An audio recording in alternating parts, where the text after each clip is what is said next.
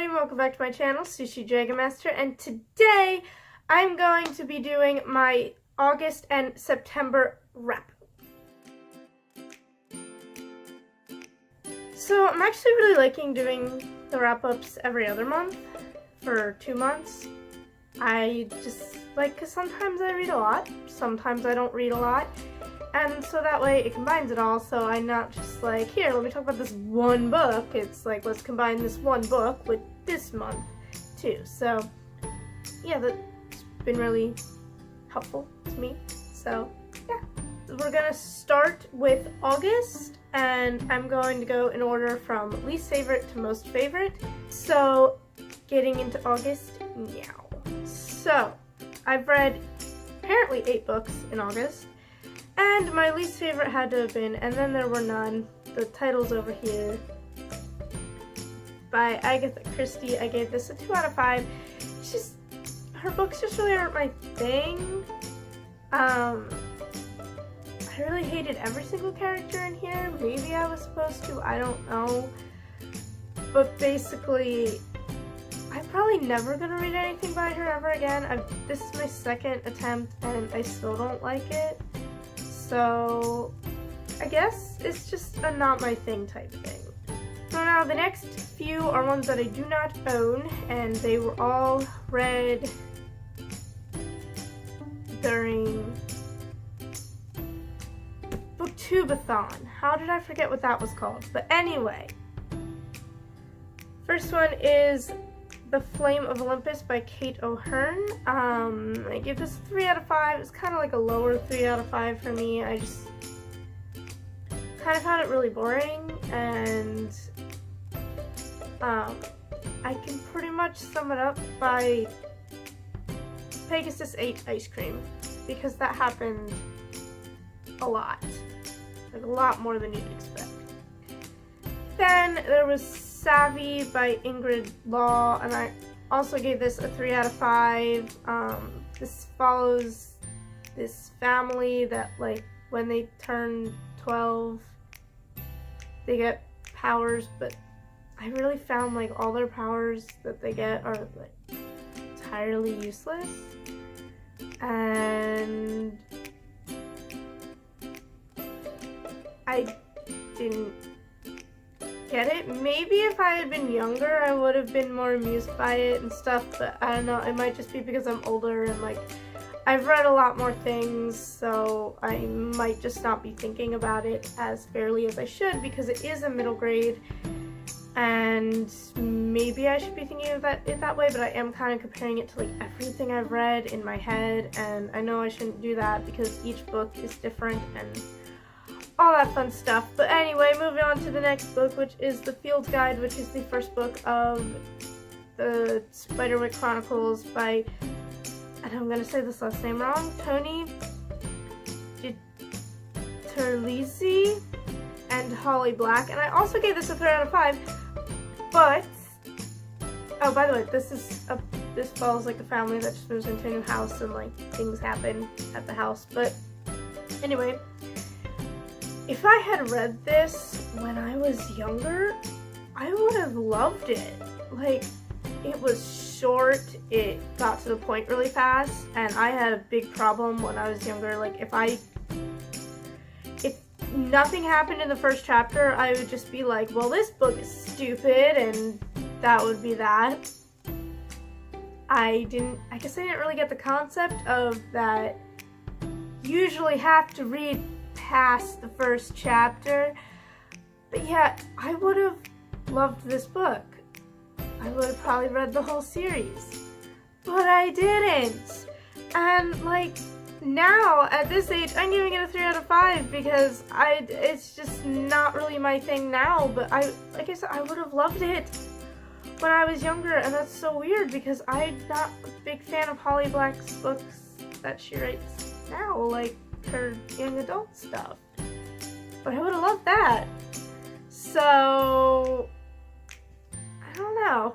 Then the next book I'm going to talk about is Children of Blood and Bone by Tomi Adeyemi.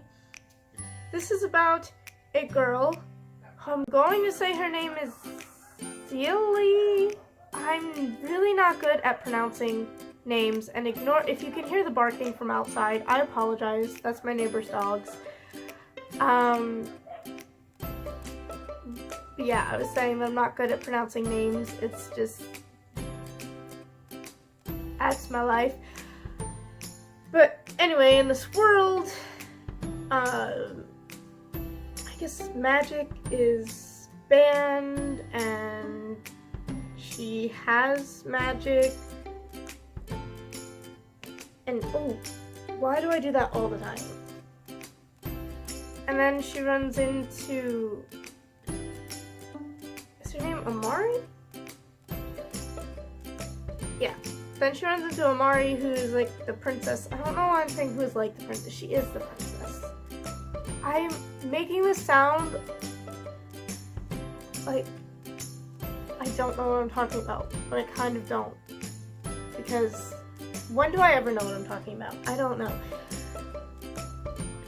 But then the princess has this thing that they need to take somewhere. Or do, what were they doing with the thing? I just remember that they go on this quest type thing. But anyway, I gave this a 3 out of 5. That was a really terrible explanation of this book. I'm not good at explaining things either. So, I'm sorry, I'm trying. But I gave this a 3 out of 5. It just didn't really live up to the hype for me.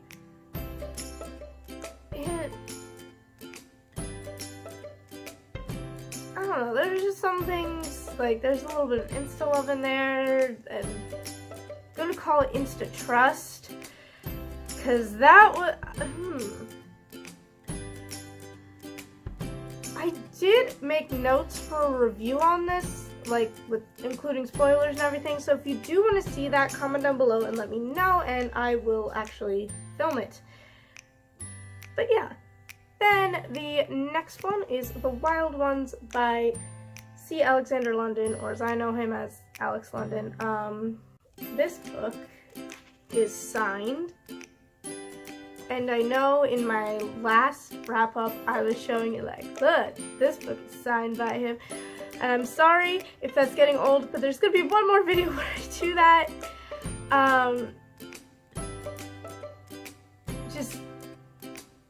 Sorry if it's annoying, but this is what happens when you almost hit somebody with a chair. But this book follows this raccoon, and it goes on a little adventure, and it was so cute, and I gave it 4 out of 5, and I love animals, and this is adorable. It's a middle grade, and if you like adorable animal adventure middle grade stories, you'll probably love this. And the next book I have in my wrap-up was a reread, and that is Empire of Storms by Sarah J. Maas, and I'm keeping the rating at 5 out of 5. I did kind of skim a lot of the ending because if I don't read it, it didn't happen. Then it comes to my favorite book of August, and that was Fury Born by Claire Legrand, and since this book came in my One Supply box, it has a book plate that is signed, but look at that! It's signed again! And personalized, and it's... She wrote, "May the Queen's light guide you," and I just got this signed recently, that was so exciting. Yeah. So this book follows 2 different characters in 2 different timelines. There's, why am I forgetting everybody's name today? Riel and Eliana, and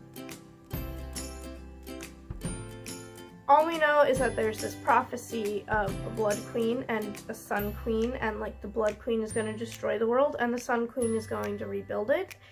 And basically you don't know who is who. You can guess all you want, but you're not going to know who's who. This is really full of characters that are morally gray. They're not really all good, they're not all bad.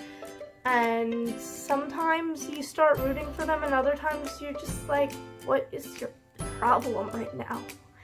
And I just loved this book so much. It has so many plot twists that like you don't even see coming, unless I just didn't see them coming because I never see plot twists coming in books. And then like I hear people saying, I knew that was happening because this happened. I'm like, oh yeah, I should have seen that, but I didn't see anything coming in this. And the ending just, this book just killed me. And now I'm waiting for the sequel, and I know when it's coming out, I think. Sometime next year. I know that. And now that we are done with all the August books, we go to the 3 books I read in September.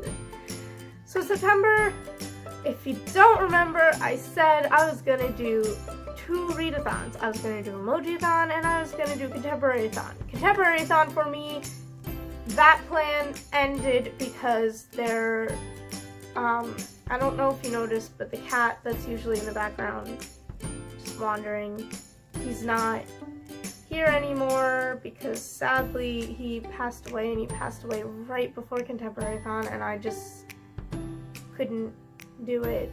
I couldn't make my TBR. I didn't really feel like reading much, and then, as for Emoji-a-thon, I did not check to see what challenges these can go with. So, technically they're part of Emoji-a-thon, but just, I am so unprepared right now. Anyway, my least favorite book of September, and please don't kill me, is Harry Potter and the Sorcerer's Stone by J.K. Rowling. And I do have a whole Harry Potter video in the works about my reading experience of reading it for the first time, about this book specifically and the movie and everything. I'm not ready to make that video yet. I still have things that I want to do for it, which includes I'm going to be answering questions that you guys have for me about my reading experience. I'm going to be asking for those questions on my Instagram. So if you do not follow me on Instagram, I'm at sushidragonmaster, and I will be asking for questions around the time I'm going to film that video, because I feel like that'll give me more to talk about if I know the things that you guys want to know. But you can feel free to leave any questions you have about my thoughts on Harry Potter and my reading experience down below. I gave it a 3 out of 5, by the way. And the next book was, I believe this was my 5th time reading it, and that's Anna and the French Kiss by Stephanie Perkins. The reason I read this again was because I had just finished Furyborn. I was trying to read something else. I don't even remember what it was, but I put the Furyborn bookmark in it that came in the Whimsify box, and now I don't remember what book it was, so I don't know where that bookmark is, and that saddens me so much. But yeah, I finished that, and like I believe I tried to read another fantasy after that, and like I couldn't do it because it was just like, this will never be as good as Furyborn. Nothing will ever be as good as Furyborn. So I read this because I've read it a million times, and I know it's just light and fluffy, and it's good to just push me out of that reading slump that was about to come and just get me going again. Then my favorite book of September, I had to think of the month, was Far From the Tree by Robin Benway. This follows 3 teenagers who are all biological siblings, but they have never met each other. One of them was adopted, and she had a baby when she was 16, and she gave that baby up for adoption, and that made her want to find her biological family. And the other one was adopted, and the third one, who also happens to be the oldest one, why am I saying it in this order? I don't know. He has been like in and out of different foster homes, and this book, I loved it so much. It hit me right in the feels, as they say, and there were tears. I loved it so much, and I gave it a 5 out of 5, which I don't know if you know this, but I never give contemporary books a 5 out of 5.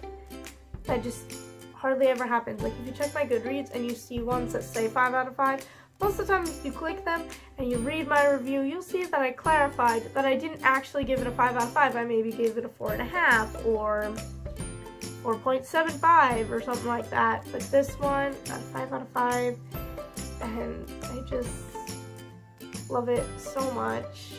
And I also really, really loved her other book, Emmy and Oliver.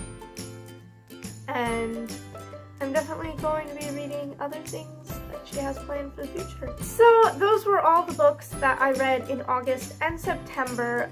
Comment down below and let me know what you read in those months. Did you read any of what I read, whether it be in the same month I read it or just in the past?